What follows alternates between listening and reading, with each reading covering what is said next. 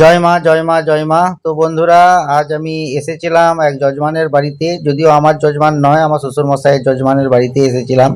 তো একটি কর্ম করাতে এসেছিলাম। তো তারক সামন্ত মহাশয়ের পারলৌকিক কাজ করার জন্য এসেছিলাম শ্বশুর বাড়ির পাশেই একটি যজমানের বাড়িতে।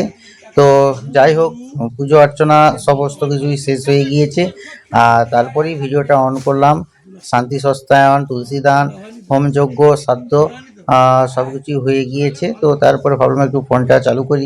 আজ সকাল থেকে প্রচুর ব্যস্ততা, তার সকাল থেকে ফোন ওই জন্য চালু করতেও পারিনি। আজ 26শে মার্চ, বৃহস্পতিবার। পুজো অর্চনা শেষ হওয়ার পর একটু আপনাদের সামনাসামনি এলাম, একটু ভিডিও করলাম। তো এখন পুজো অর্চনা যেহেতু শেষ হয়ে গিয়েছে, সবকিছু গুছানাগুছিনি করা চলছে। তো এবার আমরা বেরিয়েও পড়বো। ঘরকে যেতে যেতে আমার এখনো দেরি হবে, 4টা বেজে গেল। আমাদের পুজো অর্চনা এইমাত্র শেষ হলো, ব্রাহ্মণ ভোজন হলো। এখন আমরা যাচ্ছি বাড়িতে। তো এক ভাই, তার সঙ্গে নতুন কাজ করলাম। তো তোমার বাড়িটা বলো কোথায়? কুলান্ডা পঞ্চানন তলা। কোথায়? কুলান্ডা কুলান্ডা পঞ্চাননতলা। তো মোটরসাইকেল নিয়ে এসছো, তুমিও চলে যাবে, সেও চলে যাবে পাশে, আমিও চলে যাবে পাশে। যাওয়ার আগে আমি একটু যাবো পিসি বাড়িতে, অন্নপূর্ণা পূজা হয়, সেখানে দেখতে যাবো। তো চলো। আর আমার ব্লগিং চ্যানেল আছে অর্ণব কুমার পাঠক, ফেসবুকে তুমি দেখতে পাবে। বুঝতে পেরেছো? একদম ঠিক আছে, ভালো থেকো।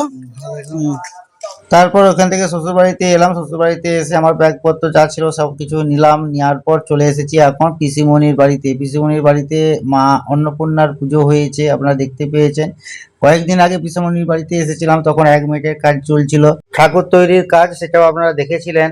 তো যাই হোক, আজকে একটি বিশেষ দিন। আজকে মা অন্নপূর্ণার আরাধনার দিন। পিসি বাড়িতে প্রতি বছর মা অন্নপূর্ণার পূজা হয়।